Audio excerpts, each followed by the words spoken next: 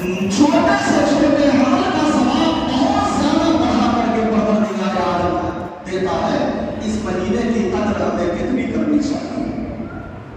ہر شخص اپنے طور پر یہ ارادہ کر لے کہ اگر آج چاند نکل جائے گا تو آج شام سے ہی یا کل شام سے لے کر کے عید والی رات تک ان فضیلتوں کو مکمل حاصل کرنے کی کوشش کرے اور جہاں تک ہو سکے دن میں روزہ بھی رکھے، رات کو عبادتوں میں بھی گزارے. اور عشرہ ذی الحجہ سے مراد یہ 9 دن ہے. عید کی رات حدیث کے اندر ہے، اللہ کے پیارے حبیب جناب محمد رسول اللہ صلی اللہ علیہ وسلم نے فرمایا کہ دونوں عید کی رات یعنی عید الفطر کی رات یعنی عید کا جو چاند نکلتا ہے شام کو وہ رات اور بقرعید کی رات یعنی 9 ذی الحجہ کے بعد جو رات آتی ہے وہ رات، ان دونوں راتوں کے اندر عبادت کرنے کا بہت ہی بڑا ثواب ہے، بہت زیادہ ثواب لکھا ہے حدیث کے اندر. ذرا غور کریں ہم لوگ کہ ان دونوں راتوں کو ہم لوگ کیسے گزارتے تھے، کس طریقے سے گزارتے ہیں. سوچنے والی بات ہے کہ جس رات کے متعلق اللہ کے پیارے حبیب جناب محمد رسول اللہ صلی اللہ علیہ وسلم نے اتنی برکتیں اور فضیلتیں بیان فرمائی ہے، ان 2 راتوں کو جسے ہم لوگوں کی زبان میں ہمارے بھاشا میں چاند رات بولتے ہیں، ان راتوں کو ہم لوگ کتنی بے حرمتی کرتے ہیں. سوائے یہاں وہاں گھومنے پھرنے کے اور مارکیٹنگ کرنے کے اور دوستوں سے ملاقات کرنے کے اور نہ جانے آگے طرف ابھی دنیا اتنی آگے نکل چکی ہے کہ گناہ کا ایسا راستہ کھل چکا ہے کہ بسا اوقات گناہ کرنے والا سمجھ بھی نہیں پاتا ہے، گناہ کر بیٹھتا ہے. اس رات کے اندر جس میں عبادتیں ہونی چاہیے تھی اس رات کے اندر نعوذ باللہ ہم لوگ گناہ میں بھی قدم ڈال دیتے ہیں. بڑے افسوس کی بات ہے، یہ دنیا چند دنوں کی زندگی ہے. سارے انسان دنیا میں رہنے والے جانتے ہیں کہ جب ہم اس دنیا میں آئے ہیں تو ایک دن ہمیں یہ دنیا چھوڑ کر چلا جانا ہوگا. جب کل قیامت کے دن میدان محشر میں اللہ کے سامنے ہماری حاضری ہوگی، پروردگار عالم کے سامنے ہماری پوری زندگی کا حساب و کتاب دینا ہوگا. اللہ کے پیارے حبیب صلی اللہ علیہ وسلم نے فرمایا کہ کل قیامت کے دن ہر ایک انسان کا اس وقت تک اپنی جگہ سے ایک قدم بھی آگے نہیں ہلا سکتا ہے جب تک کہ 5 سوالوں کا جواب نہ دے دے. ان 5 سوالوں میں سے ایک سوال یہ بھی ہوگا کہ ہم نے جو دنیا کی زندگی دی تھی، جو تمہیں عمر دیا تھا، اس زندگی کو تم نے کیسے گزارا؟ دنیا کے اندر گناہوں کے اندر یا عبادتوں کے اندر، نیک عمل کرتے ہوئے یا برا عمل کرتے ہوئے، اس وقت ہمارا کیا حشر ہوگا؟ غور کرنے کی ضرورت ہے. اللہ تبارک و تعالیٰ کی طرف سے یہ آنے والا جو 9 دن ہے، اس 9 دنوں کے اندر اگر کوئی شخص سچے دل سے اللہ پر یقین رکھ کر کے اگر صحیح سے اپنے گناہوں سے توبہ کر کے اللہ کے سامنے سجدہ ریز ہو جائے، پروردگار عالم کی عبادت میں گزار لے، یقین جانیے کہ پروردگار عالم آپ کی زندگی کے حالات کو بدل دے گا اور اللہ پاک اپنا مقرب بنا لے گا. اللہ آپ کو اپنا شہیدہ بنا لے گا اور اللہ پاک جسے اپنا بنا لے، دنیا اس کا کیا کچھ بگاڑ سکتی ہے، دنیا کیا اس کا نقصان کر سکتی ہے. آج ہم جن حالات سے گزر رہے ہیں اگر غور کیجئے قرآن و حدیث پر تو یہ حالات صرف اور صرف ہماری بدعملی کی وجہ سے آ رہے ہیں. ہم میں کا ہر شخص اس بات سے پریشان ہے کہ رات و دن صبح و شام ہم کام دھندا کرتے ہیں، ساری مال اکٹھا کرتے ہیں، لیکن اس کے اندر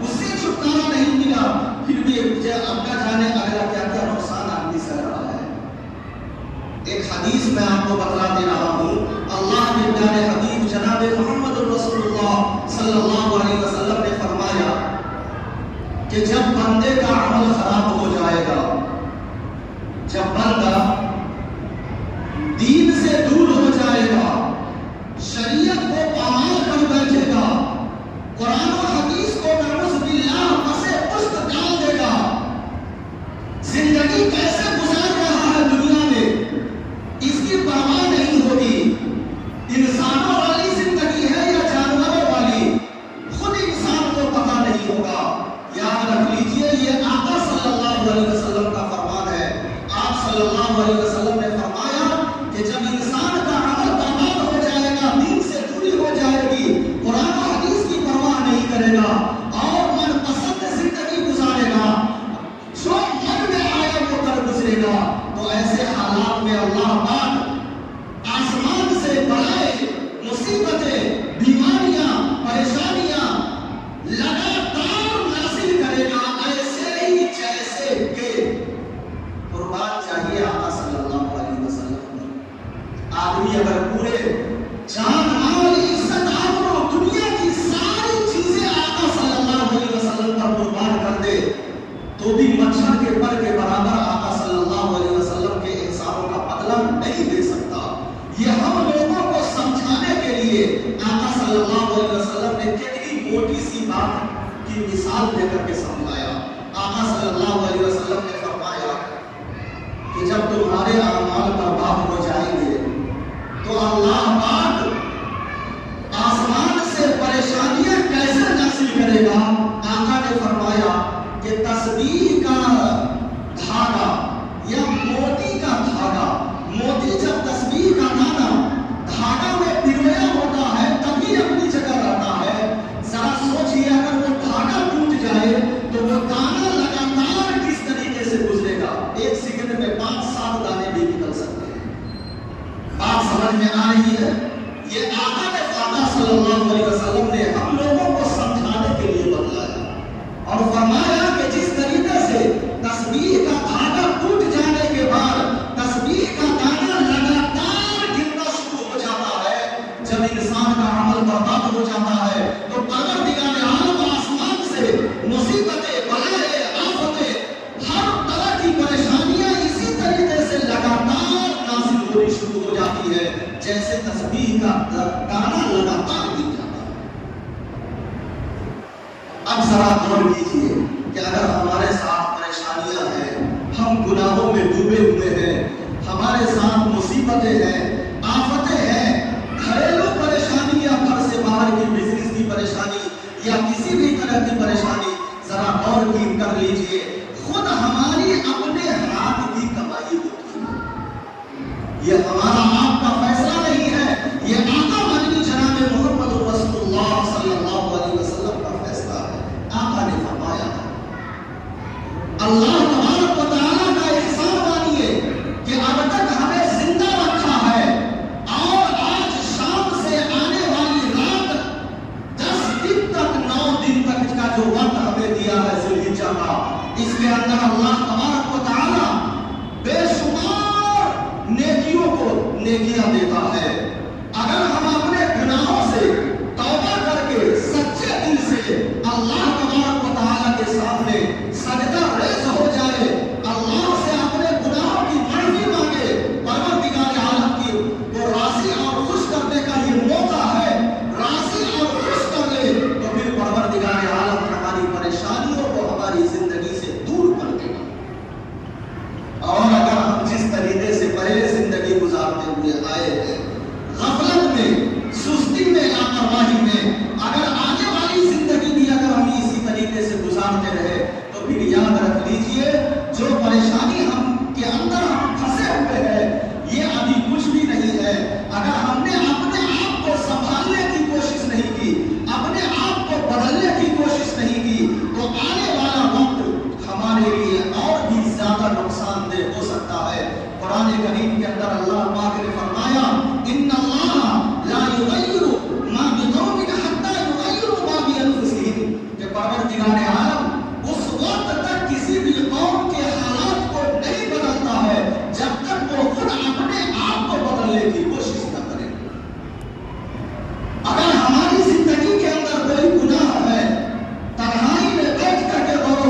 تھے, اب تک ہم نماز نہیں پڑھا کرتے تھے, یہ گناہ کا کام ہم سے ہو رہا ہے, تو پہلے ہم اپنے آپ میں عہد کریں کہ آئندہ نماز نہیں چھوڑوں گا, اور جو گناہ ہو چکا ہے سچے دل سے توبہ کرے, اللہ سے معافی مانگے اور آئندہ نماز پڑھنے کی کوشش میں لگ جائے, تب جا کر کے اللہ تبارک و تعالی نماز کے لیے آسانی کے راستے کھول دے گا.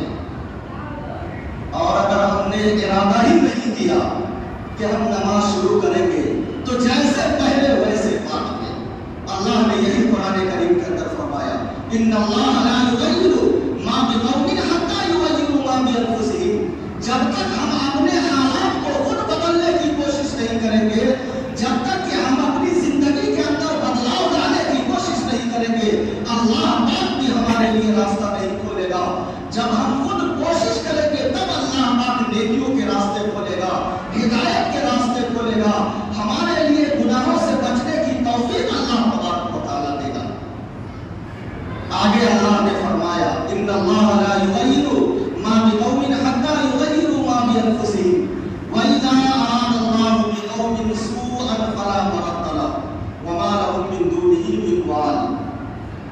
جب انسان گناہوں میں پھنسا ہوا ہوتا ہے, گناہ نہیں چھوڑتا, اپنی زندگی کو بدلنے کی کوشش نہیں کرتا ہے, تو اللہ بھی نہیں بدلتا ہے, اس کو اسی حالت پر چھوڑ دیتا ہے. اور جب اسی حالت پر جب زیادہ وقت ہو جاتا ہے اور اس کی پکڑ کا ٹائم آ جاتا ہے, وَإِذَا أَرَادَ اللَّهُ بِقَوْمٍ سُوءًا فَلَا مَرَدَّ لَهُ وَمَا لَهُم مِّن دُونِهِ مِن وَالٍ. اللہ نے آگے فرمایا کہ جب میں اس کو پکڑ لیتا ہوں, اللہ کی پکڑ آ جاتی ہے, تو ساری دنیا مل کر کے بھی اس پکڑ سے اس کو نہیں چھوڑا سکتا. وَمَا لَهُم مِّن دُونِهِ مِن وَالٍ. پھر آخر میں تمہیں وہی لوٹ کر کے آنا ہے. ایسے حالات میں بھی اگر مدد آئے گی تو صرف اللہ کی مدد ہوگی, مددگار اگر ہوگی تو صرف اللہ کی مدد آ سکتی ہے. اللہ کے علاوہ کوئی اس مصیبت اور پریشانی سے چھوڑنے والی ذات کوئی نہیں. قرآن میں اللہ نے فرمایا, اس لیے ہمیں چاہیے کہ آنے والا وقت, آنے والا مہینہ, جس مہینے کو ہم لوگ بقرعید سے جانتے ہیں, قربانی کے مہینے سے جانتے ہیں, یہ قربانی صرف یہ نہیں ہے جیسا کہ ہمارے ماحول اور معاشرے کے اندر ہم لوگ کل کرا لیتے ہیں چھٹی. نہیں, اصل اس کا پیغام قربانی کا یہ ہے کہ اللہ کے بندو, جس طریقے سے تم نے ذی الحجہ کے مہینے میں اللہ کا حکم مان کر کے تم نے قربانی والا عمل کیا ہے, اپنی زندگی کے اندر بھی قربانی کا جذبہ پیدا کرو. اپنے وقتوں کو اللہ کے حکم کے مطابق گزارو اور اللہ کے فرمان کے مطابق زندگی گزارنے کی کوشش کرو. اپنے وقت کی قربانی, کام میں لگے ہوئے ہیں, نہ نماز کی پرواہ, نہ دین کے کسی کام کی پرواہ. کام کو جب نماز کا وقت ہو تو روک دو, اب یہاں تم وقت کی قربانی دو اور آؤ اللہ کے لیے نماز پڑھ کر کے پھر جاؤ, نماز پڑھ پھر جا کر کے اپنا کام شروع کر دو. قرآن کی تلاوت نہیں کیا کرتے تھے, کچھ وقت کی قربانی دو, قرآن کی تلاوت کرو, ذکر و تسبیح میں وقت لگاؤ, اپنی زندگی کو اللہ کے حکم کے مطابق گزارنے کی کوشش کرو. یہ قربانی کا یہ پیغام ہے کہ اب تک پچھلی زندگی جو گزارتے ہوئے ہم لوگ آئے ہیں, اس زندگی کے اندر بدلاؤ لانے کی کوشش کرو اور یہ پختہ ارادہ کرو کہ اب آنے والا وقت ہماری زندگی کا جو بھی ہوگا وہ اللہ کے حکموں کے مطابق گزاریں گے. تب جا کر کے ہمارا یہ قربانی والا عمل قابل قبول ہوگا. وگرنہ ظاہری طور پر جو ہم لوگ قربانی کرتے ہیں, اس قربانی کی کوئی حیثیت نہیں ہے اللہ کے نزدیک. قرآن میں اللہ نے فرمایا, لَن يَنَالَ اللَّهَ لُحُومُهَا وَلَا دِمَاؤُهَا وَلَٰكِن يَنَالُهُ التَّقْوَىٰ. اللہ نے فرمایا کہ یہ ظاہر میں جو کرتے ہو اس کا کوئی ویلیو نہیں ہے. وَلَٰكِن يَنَالُهُ التَّقْوَىٰ. اللہ کے نزدیک جو اصل مقام ہے وہ تقویٰ کا مقام ہے. اللہ کو یہ دیکھ رہا ہے جو کام تم کر رہے ہو میرے بندو, وہ تمہاری نیت کیسی ہے. کھانے کی نیت ہے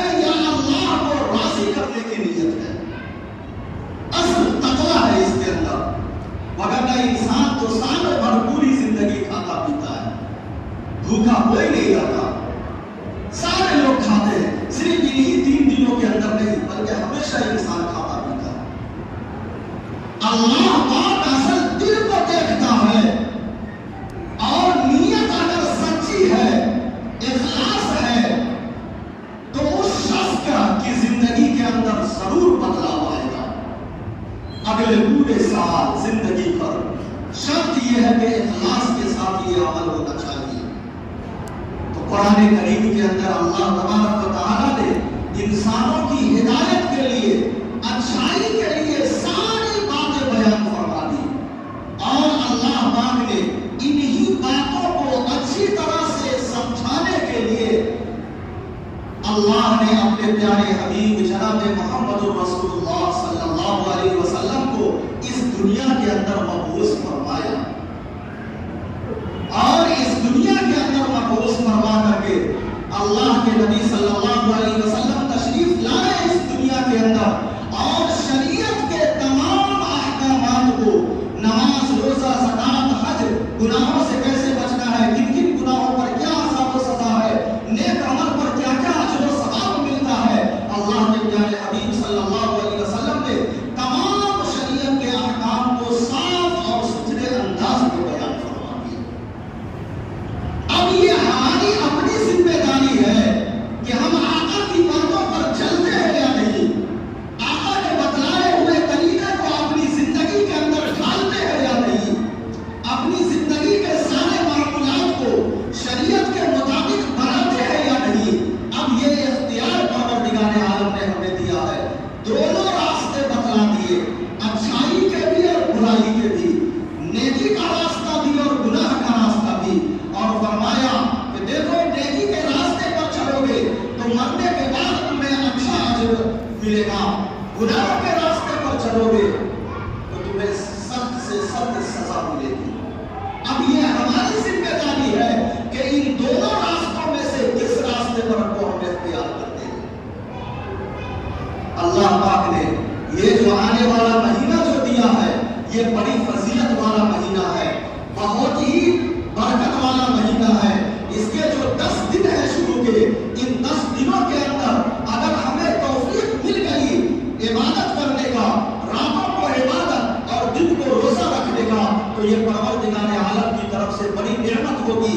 इसलिए हर शख्स अपने तौर पर ये पुख्ता इरादा कर ले तन्हाई में बैठ करके कि आने वाला वक्त जो अल्लाह ने हमें दिया है, कम अज कम इन 10 दिनों को तो हम अल्लाह की इबादत में गुजार लें।